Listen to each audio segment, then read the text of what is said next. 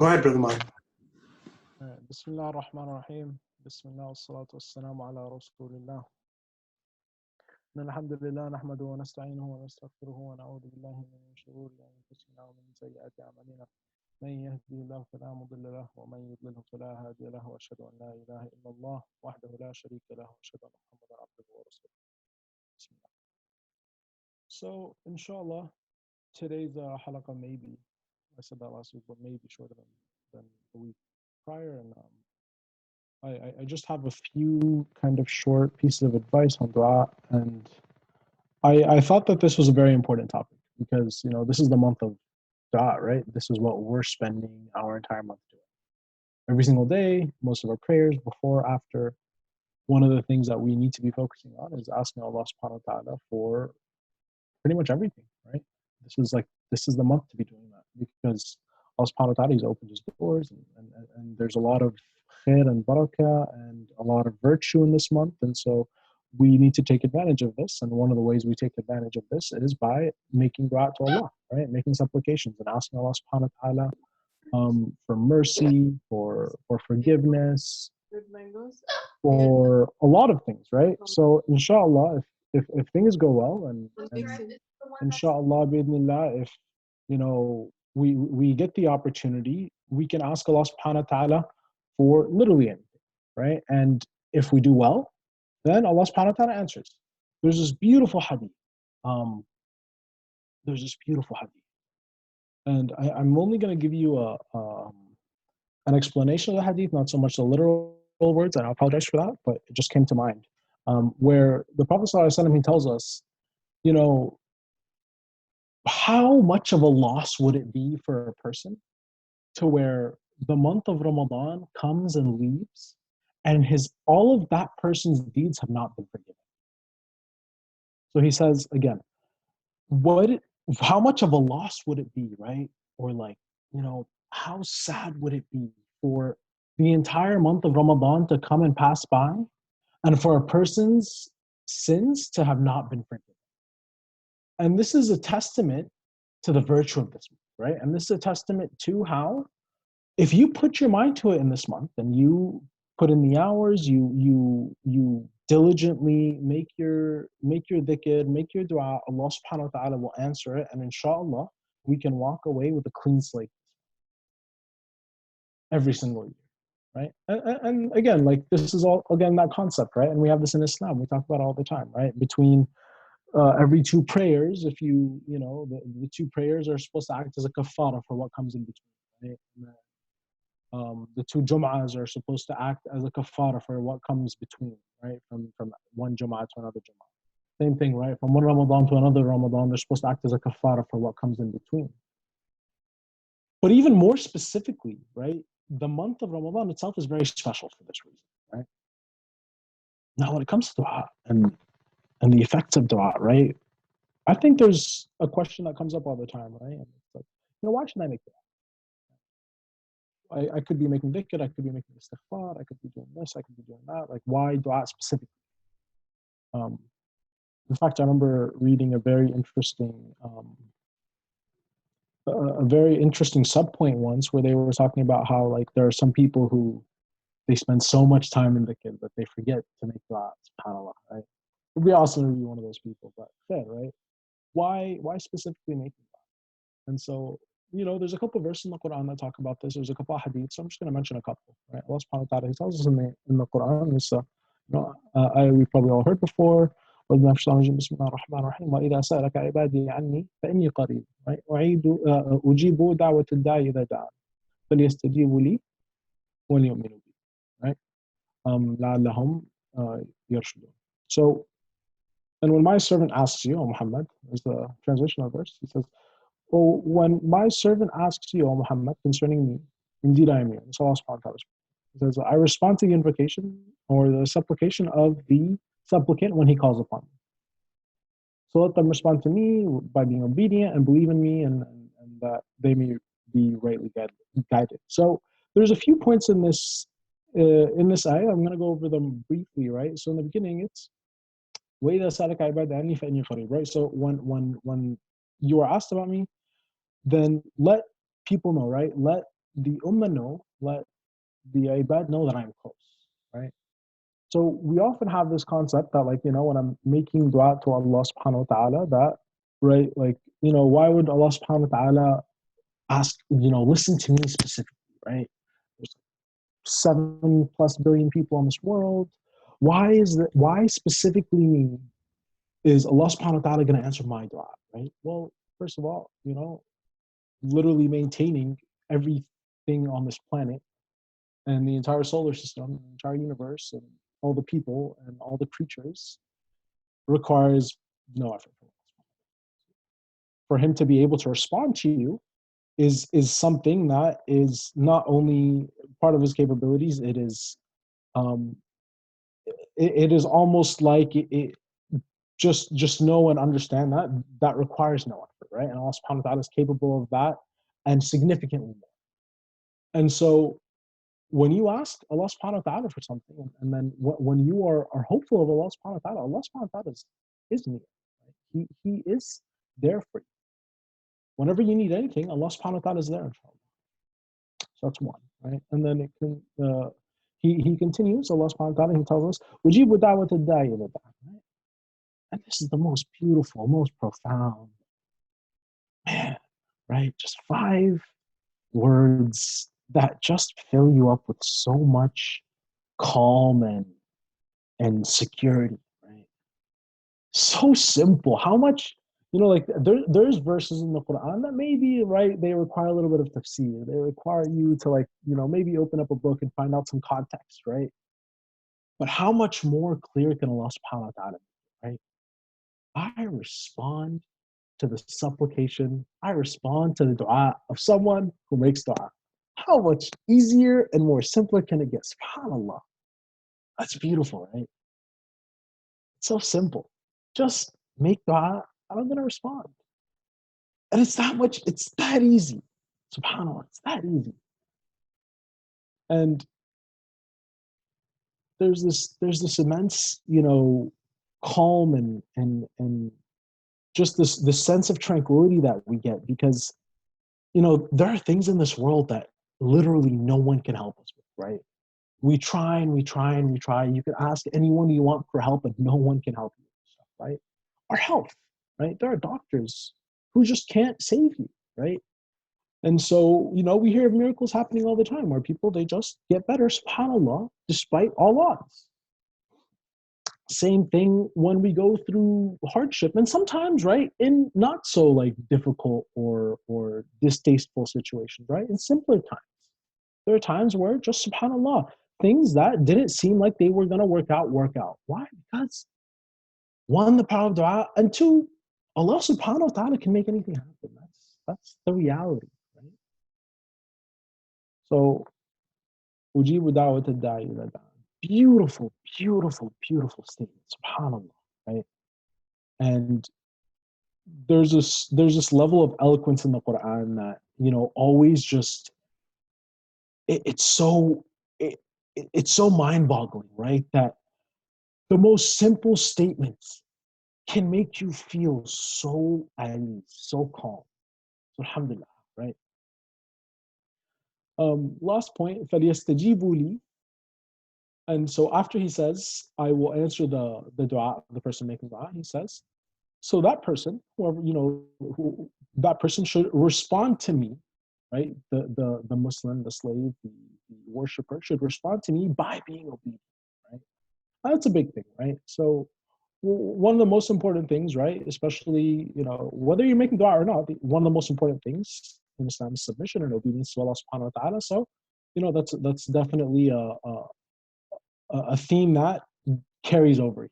And you want to be able, and you want to make sure that, of course, you are following the guidelines and making sure that you're being a good Muslim and not just, I'm going to completely go against the orders of Allah subhanahu wa ta'ala and then expect Allah subhanahu wa ta'ala to answer my dua. Because although that's possible, and sometimes in some situations, maybe he may wish to honor some people and answer the dua, most likely, right, if you don't care about Allah subhanahu wa ta'ala and fulfilling his commandments and fulfilling his rules and following his rules, then why would he care to answer your prayers? So, that's just some food for thought. And then another ayah, simple ayah in Surah Ghafir, ayah number 60, he says, وَقَالَ رَبُّكُمْ ادْعُونِي أَسْتَجِيبُ لَكُمْ. Simple. ادْعُونِي أَسْتَجِيبُ لَكُم. Sorry. It doesn't get simpler than this, right? Allah subhanahu wa ta'ala, he says, call upon me, I will respond to you. ادْعُونِي أَسْتَجِيبُ لَكُم. Call upon me, I will respond to you. Again, right? There's something really nice about these verses. And again, the theme is exactly the same here, right? Simplicity. There's nothing that we need to extract. There's nothing we need to think about. There's nothing we need to figure out. The words are as clear as they get, right? And this is a testament to not only how important this is for us in our lives as believers, but to the power within dua and the power of dua in our relationship with Allah subhanahu wa ta'ala, right? Allah subhanahu wa ta'ala, there's no coding. There's nothing that you need to decipher, right? It's very simple. You need something, ask me for it, and I will respond to you, right? I will give it to you. Just ask me for it. Because there's no one else, right? There's no one else we can ask things for. We can ask things from. This is a reality in our lives. No matter who I go to, no matter what, at the end of the day, Allah subhanahu wa ta'ala has a plan for us. Allah subhanahu wa ta'ala is the one that makes things happen for us. So if we want something to happen, we want something to work out, there's only one person to ask. There's only one entity to ask, right? No person I can ask, in most situations, can solve anything, right? And this is a reality, right? This is a reality. Most human beings are absolutely they are absolutely incapable of fulfilling what we need.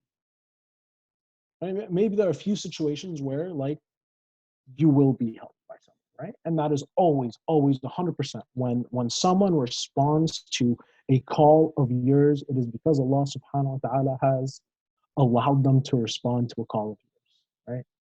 Because Allah subhanahu wa ta'ala understands your needs and he will send people in your way to help you, inshallah. This is a reality, right? And so when I go to my roommate or my family, if I'm financially tight or I'm hungry and I ask someone for food or ask someone for money and they respond, that's because Allah subhanahu wa ta'ala is looking out, right? Allah at the end of the day is Ar-Razzaq. He is the person, he is a sustainer, he is the person that provides us with sustenance. And so when I go and I look for that from other people, Allah subhanahu wa ta'ala sends those people in.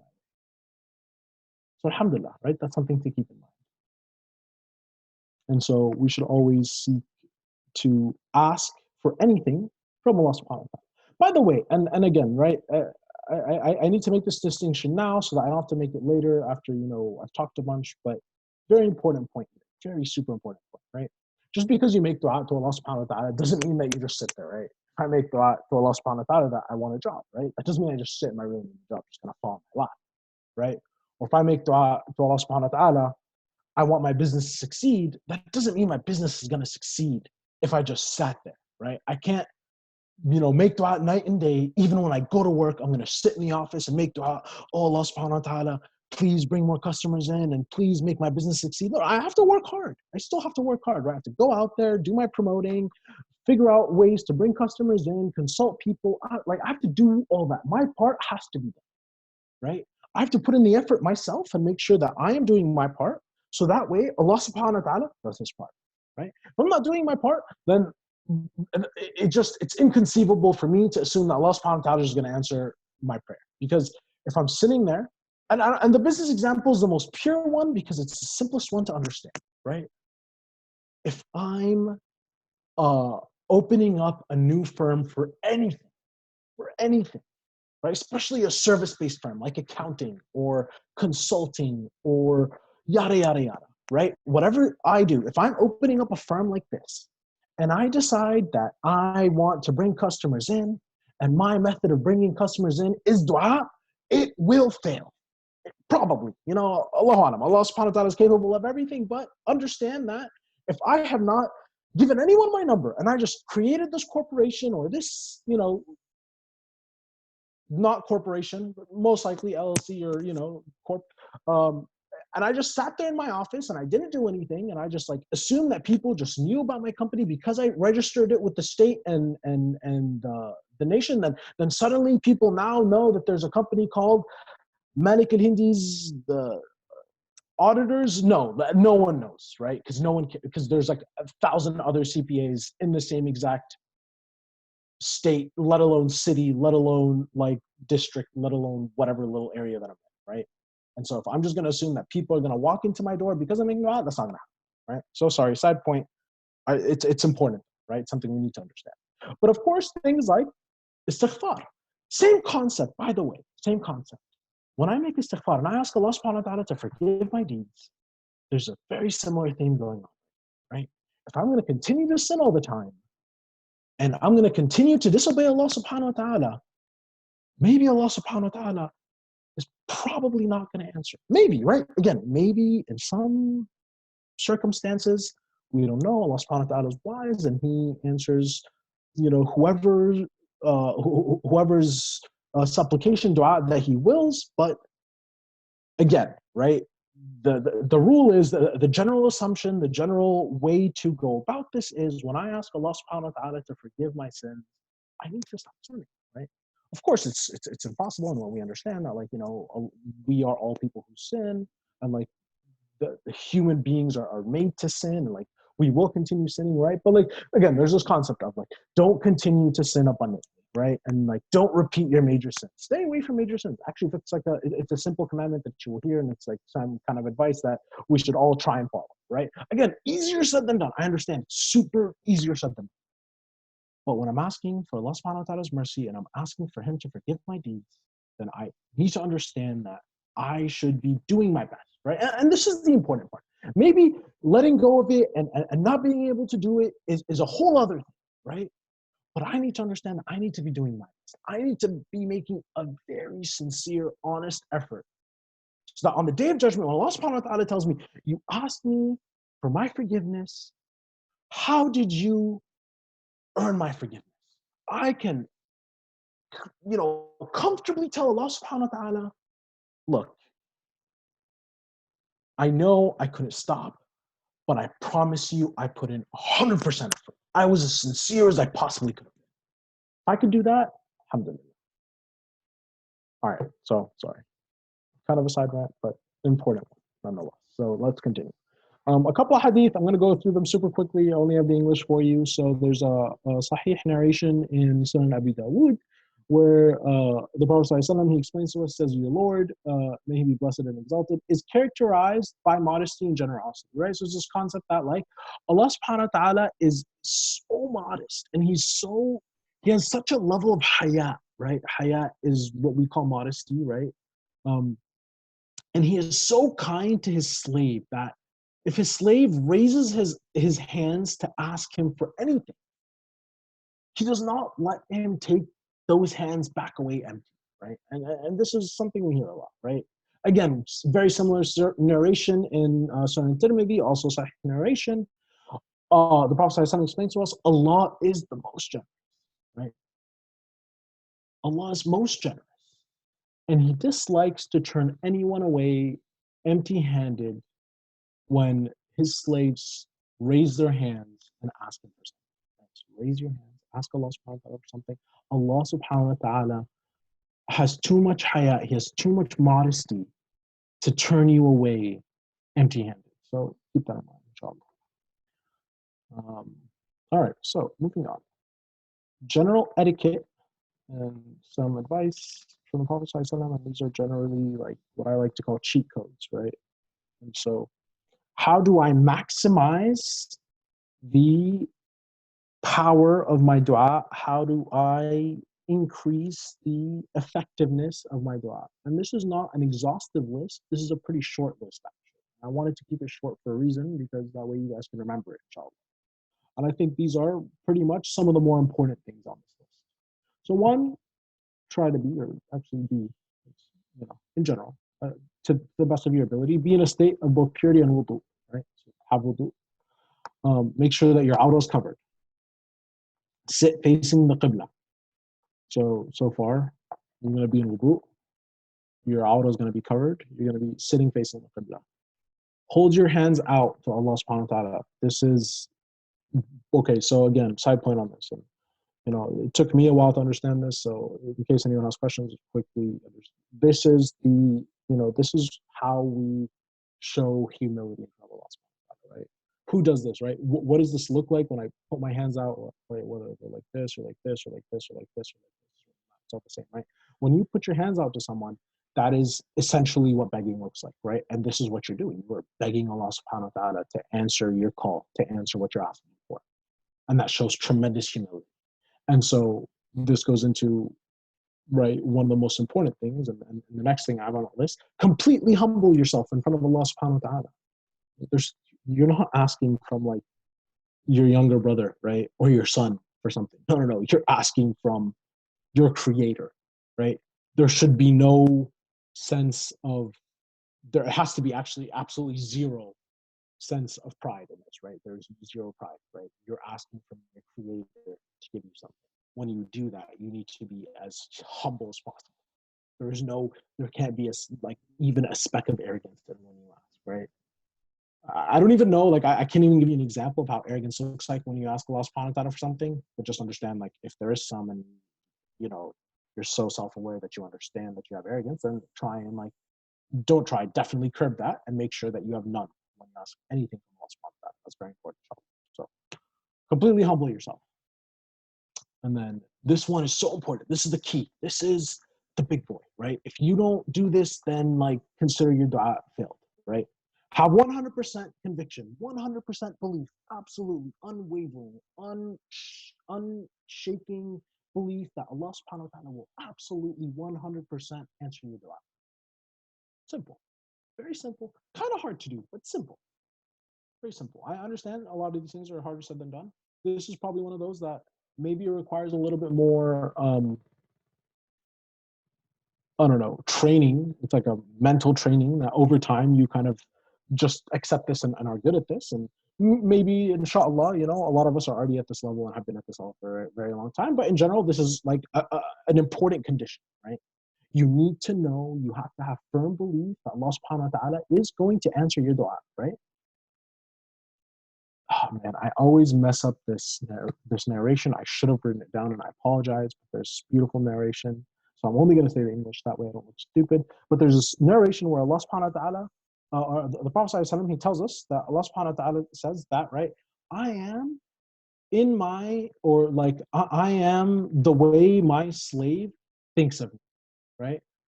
No, I'm not going to track. So, right, and the idea is simple, right? If I have negative thoughts, and by negative thoughts, I mean like I have assumptions that Allah subhanahu wa ta'ala will not answer my dua, right? Or I have, and this, by the way, this applies to everything other than just dua, right? If I assume that Allah subhanahu wa ta'ala is not going to forgive me, if I assume badly of Allah subhanahu wa ta'ala that like he doesn't think well of me and all this and that, then like Allah subhanahu wa ta'ala will actualize those thoughts, right? Because like we are supposed to think well of Allah subhanahu wa ta'ala, and like he's our creator, he's our sustainer, and there's so many like amazing attributes of Allah subhanahu wa ta'ala. We need to understand that, right?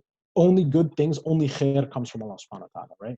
So when I think positively, when I assume good, and like my thoughts are 100% positive, and I'm assuming that Allah subhanahu wa ta'ala is answering my prayers, then Allah subhanahu wa ta'ala inshallah will answer my prayers, right? So again, make sure that you have 100% complete conviction, 100% unwavering, 100% belief no doubts that Allah subhanahu wa ta'ala will answer your prayer, will answer your dua, inshallah. Next point, make your dua consistently. Right? Some people, they make dua like every day for years before it's answered. Right? Some people make dua once and it's answered. Allah, right? You and your luck. At the end of the day, and this is the most important part, your goal is this, right? Your goal is this. Let me explain the situation to you. Every time we make dhikr to Allah subhanahu wa ta'ala, every time we pray, and every time, right, I ask Allah subhanahu wa ta'ala for something, right?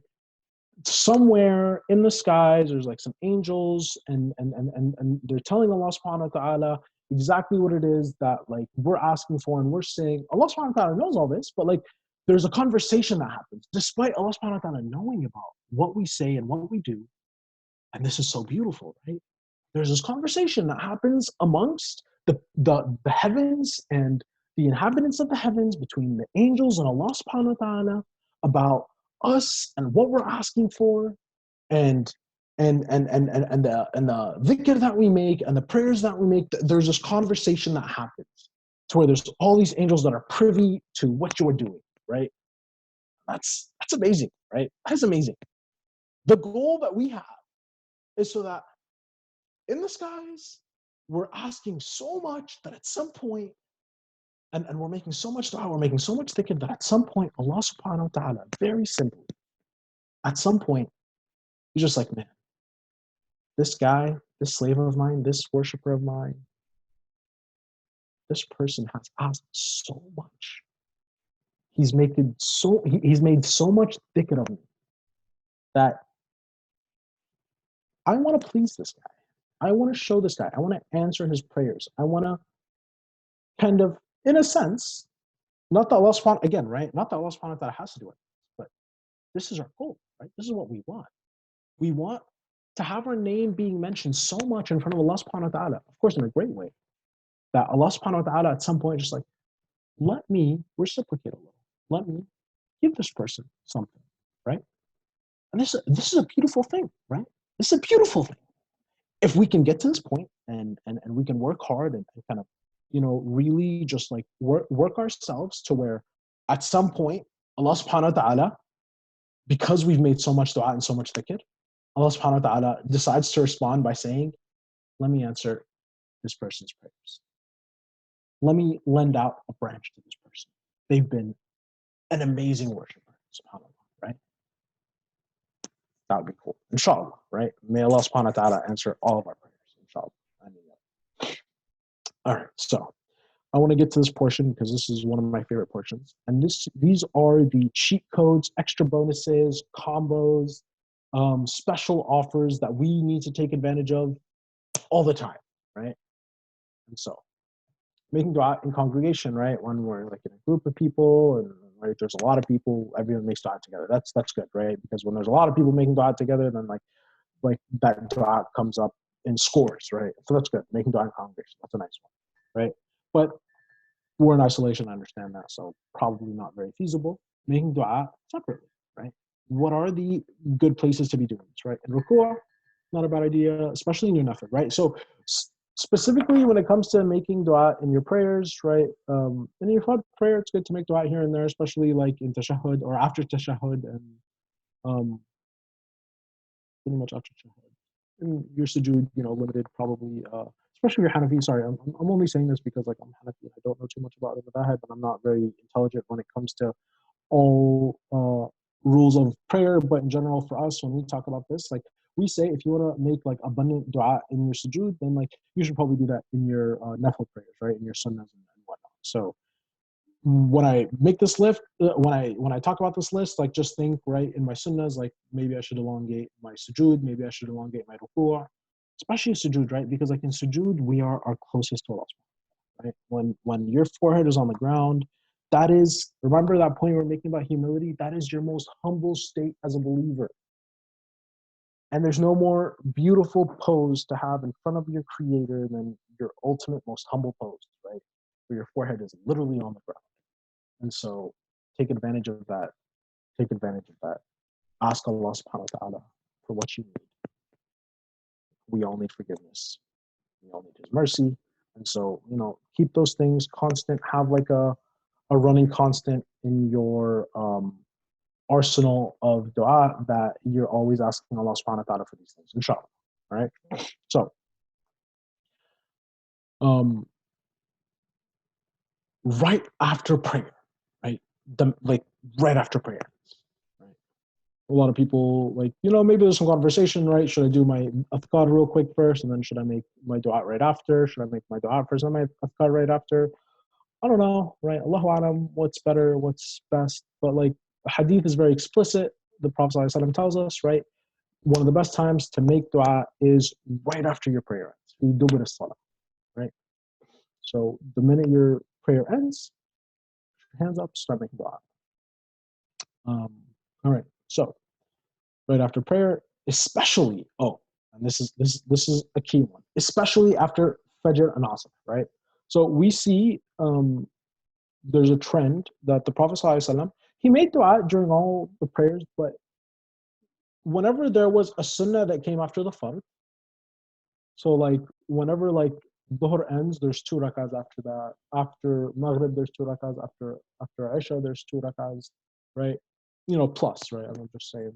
Immediately after, there's a sunnah mu'akkada, a sunnah mu'akkada that is generally prayed. And so the Prophet ﷺ used to make quick dhikr and then go ahead and make that sunnah, right? Pray that sunnah.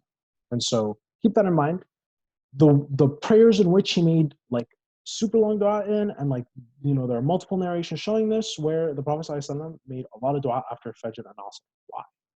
Why? Because again, we're told the best times, and then some of those super combo bonus times to make dua are before sunrise, before sunset. What's before sunrise and before sunset? That's after Fajr and after Asr, right? So I pray my Fajr, I pray my Asr, and I sit there and make dua. Beautiful thing to do, very important thing to do, something we should all strive for, inshallah. Fridays, abuse Fridays, right? Fridays are super multipliers. I don't know if you guys play video games. Sorry, I'm assuming most of the people here I'm talking to are older. I apologize. But if you haven't played video games, then I don't know how else to explain this to you. But let's think of this in terms of a sale, right? I walk into a store, right? Today they have a 25% sale. Sales don't work because they don't multiply. They reduce. We're not doing. There's no reductions here, right? We're multiplying here, right? There's amplification. No, you are a business owner, and this is tax season, right? And when is the best times within tax season? The best times within tax seasons are when people get their paychecks, first of the month, end of the month, right? Or 15th of the month because people already paid their rent and they've gotten their second paycheck, right? There's these times within the month that as a business owner, I'm going to make big bucks right now, right? Black Friday comes around, Christmas comes around, yada, yada, right? These are all months and days and seasons within the year that there are amplifications and multiplications to the money that you make as a business owner, right? Same thing applies, right? When I'm making dua to Allah subhanahu wa ta'ala, in general, it is accepted, right? Allah subhanahu wa ta'ala, again, we talked about this earlier. You call to me, I respond, right? How do I increase the chances of that response? Or maybe increase the whatever it is, right? But how do I ensure that the effectiveness of my dua is being increased? I take advantage of this, right? I do it right after Asr. And then if it's a Friday, I do it right after Asr on the Friday. All day on a Friday would be cool, right? After every salah on a Friday, good, right? But especially focus and hone in, especially if you're someone that I'll be honest with you, for myself, I don't make a lot of dua after every salah. I make some basic dua that I like to go through that are important to me after every salah, but it's not a very long list. But after Fajr, after Asr, things that I like to focus on are there's a good list of things, especially now that, and we're getting to that, so I'm getting to that. 1 second, right? But after Asr, after Fajr, especially on Fridays, things that I like to just say, right? I'll make dua for a lot of people that I love because I know that Allah subhanahu wa ta'ala, if He's going to answer these prayers, the highest likelihood, the biggest chance of Him answering my prayer right now is if I make it right now, right? In these special times. So before sunset, before sunrise, Fridays, abuse Fridays, right? Super abuse Fridays, amplifier, super combo, right? And then What makes something even more of a combo? Ramadan. Ramadan. Our month, this is the reason why I'm talking to you about this today. One of the reasons, among many others, and this is a very important part of our faith and our religion, but Ramadan is like the super big amplifier, right? So my dua regularly gets like a ×2 or a times, Allahu Alam, right? It could be like a ×10. It could be a ×0.5. I don't know. I don't know how this works. I'm just sorry. I'm just like blabbering. So forgive me, but humor me a little bit, right? If I'm getting a ×2 before sunset, and then, right, because it's a Friday, I get another ×2, that's a ×4. And then because it's Ramadan, I get like a ×3, then suddenly I'm getting a ×12, or even a ×2. Now I'm getting a ×8. That's pretty cool, right? Up from like a 1 times to an 8 times amplifier for my dua. That would be cool, right?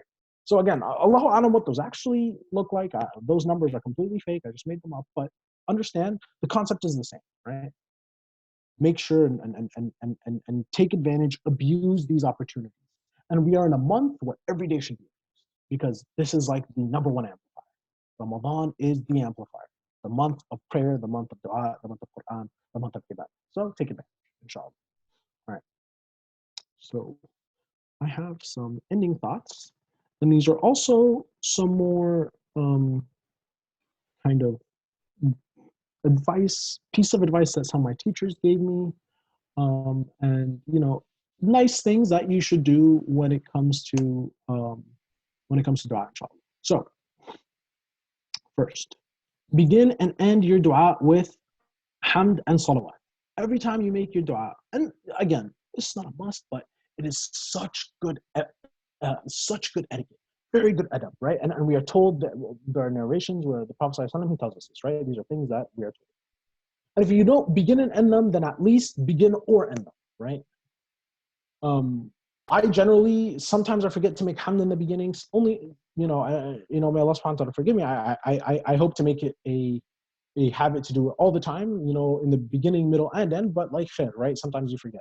But I try and make sure that no matter what I'm making dua, whether I'm making it during my witr prayer or I'm making it after prayer, I begin and end with salawat, right? So again, Allahumma salli wa sallim wa barik ala rasulillahi wa ala alihi wa sahbihi ajma'in. Shorthand, easy, simple, done, right? Add in a little extra, right? Allahumma salli wa sallim wa barik ala rasulillahi wa ala alihi wa sahbihi ajma'in walhamdulillahi rabbil alamin. Simple, that's it. Begin my dua. Make my dua, Allah subhanahu wa ta'ala make my business succeed. All right. وصلي وسلم وبارك على رسول الله وعلى آله وصحبه أجمعين والحمد لله رب العالمين. Done. Easy, right? It takes like 5 seconds to say that. Say it with meaning, of course. Say it with love. Say it. Side point, super quick side point. I won't spend long on this, but a lot of different scholars talk about this, and this is an important point, and it's something that I find myself lacking in all the time. And so may Allah subhanahu wa ta'ala forgive me and forgive all of us, because this is something that I know that a lot of us suffer with, right? Saying Allah subhanahu wa ta'ala's name, making dhikr without any meaning or purpose or conviction, or just saying it to say it. Some scholars have considered that to be disrespectful, right? And so, maybe they're taking it a little too far, Allahu Alam, but the sentiment is important, because we do this all the time, and may Allah subhanahu wa ta'ala forgive us, right? But like, when I'm saying Alhamdulillahi Rabbil Alamin, those are powerful words, right? I am giving praise to Allah subhanahu wa ta'ala. I should not be saying that with like a lazy face or upset face or cynically or with any kind of like negative or neutral emotion, right? The emotion that comes out of that needs to be super positive, because that is a beautiful thing that is coming out of my mouth right now. I am praising the only entity worthy of praise in the entire universe, or outside of this universe, or ever, right? And that's Allah subhanahu wa ta'ala. So when I'm saying Alhamdulillahi Rabbil Alameen, I need to be saying that with love. I need to be saying that with mindfulness. That's important, right? To be conscious of that word as it comes out of my mouth. And this segues us beautifully into what I'm about to say, right? So one of my most important advices, and this is something that I like die on this hill, and it's so important. Learn your dua. There's a lot of dua, because some of the best dua that we are taught and that we are told to say are ones that are taught to us by Allah subhanahu wa ta'ala and the Prophet sallallahu alaihi wasallam. By the way, side point, you can make dua in any language, you can make any kind of dua you want. It does not have to be limited to what you are taught by the Quran and Sunnah. However, if I'm asking for like mercy and Allah subhanahu wa ta'ala to forgive my sins and Allah subhanahu wa ta'ala to pardon me and pardon my sins, right? Or for Allah subhanahu wa ta'ala to heal someone, right? There's a wide range of things that we generally ask for. There is a prescribed dua within the Sharia, right? Whether it's in the Quran or the Sunnah, right? There's some hadith about it, there's some ayat. If there is an alternative to what you want and it is in the Quran and Sunnah, you should probably look it up and learn it and say it because that is better. Because Allah subhanahu wa ta'ala taught it to us for a reason, right? Simple as that. Allah subhanahu wa ta'ala taught us the Fatiha. We say the Fatiha, a lot of times a day. I don't know right now. Sorry. But, right, like, again, this is a thing in our deen. When Allah subhanahu wa ta'ala teaches us something, we use that and we apply it and we do it, right? So when I'm asking Allah subhanahu wa ta'ala to heal someone, I should learn that simple dua. It's very short for how Allah subhanahu or how I should ask Allah subhanahu wa ta'ala to heal someone. And by the way, there's like a number of them, right? There's like a lot of them. Right, so I don't have to learn all of them. I can just learn one of them. I could learn 2 or 3 of them. I could learn all of them. That obviously would be better. But if I just wanted to learn one, that's good. That's great. Just learn that one and use it over and over. Right. Same thing when it comes to like any range of things, or any range of things. All right, keep that in mind. Just like a piece of advice, if you can, of course. If you can, right? Just make the dua in whatever language and in whatever words you want to use. I know it's 6:45. I don't know. Subhanallah. Right? Subhanallah. I usually don't talk this much, but I have just a few more points. I'll be done inshallah in 2 minutes, okay? Forgive me. So, learn your dua, internalize that dua when you're making it and when you're learning it, and make that dua consciously, right? Don't like half it, right? Focus on the words coming out of your mouth. Focus on it. Again, like I say this because I do it all the time and I know how hard it is, right? One of the dua that I make a lot is Allahumma innaka afoon kareemun tuhibbul afwa fa'fu, right? Allah, you are like a kind pardoner. You like to pardon, so please pardon me, right? Sometimes I will make it so many times in a row that like, I'll start jumbling the words and like I'll start, rushing through it and not focusing. That's not good, right? Focus on it.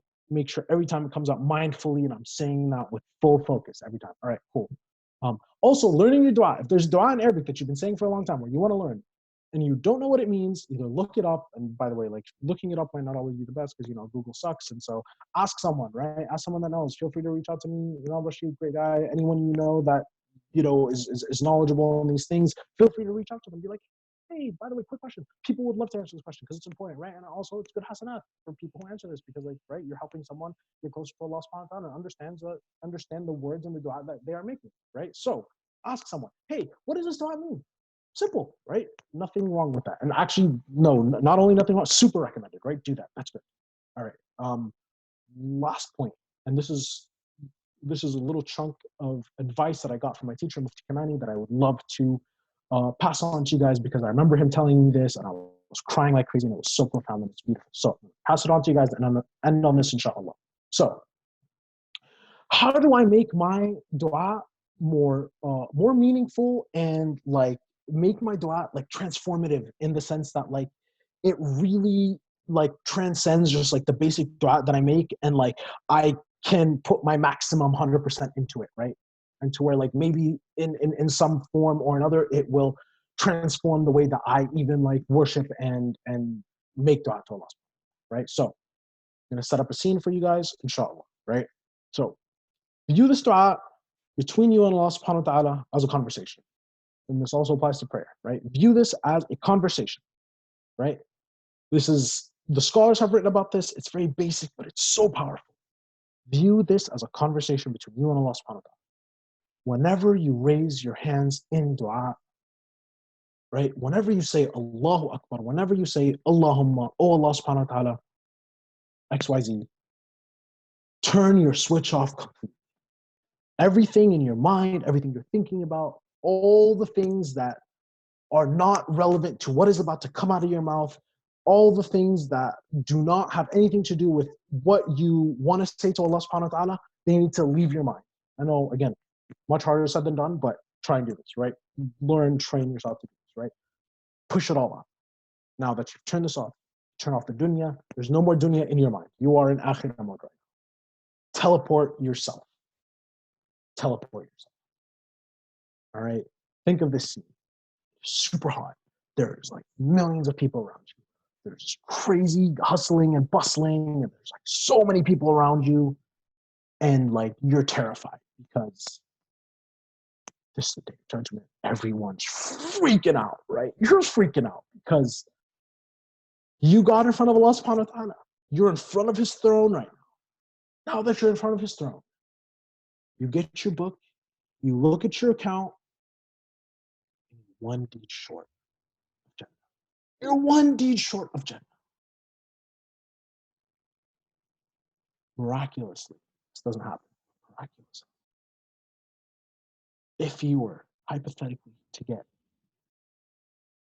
10 minutes, 5 minutes, 30 seconds, 30 minutes in this state, Yawm al-Qiyamah, Day of Judgment, in front of Allah subhanahu wa ta'ala's throne, looking at your hisab, realizing that you have not done enough. Now, make your dua. In this state, make your dua. And inshallah, may Allah subhanahu wa ta'ala accept our dua. I can go on rambling. As you can see, I killed 50 minutes like this, but I could go on forever because this is such an important topic. And may Allah subhanahu wa ta'ala answer our dua. There's so much dua I can make for us right now, but I know we all have our special circumstances, but in this month, in this hard time that we're all struggling in, may Allah subhanahu wa ta'ala answer our dua. Ameen. Allahumma istajib du'a'ana ya Rabbil Alameen. Like every single dua we make, may Allah subhanahu wa ta'ala accept every single one of them, inshallah. Right? Ameen ya Rabbil Alameen. Alhamdulillahi Rabbil Alameen. Wa salatu wa salamu ala Rasulillahi wa ala alihi wa sahbihi ajma'in. Alhamdulillahi Rabbil Alameen. Jazakumullahu khairan. Again, I apologize for going a little over time, but thank you for having me.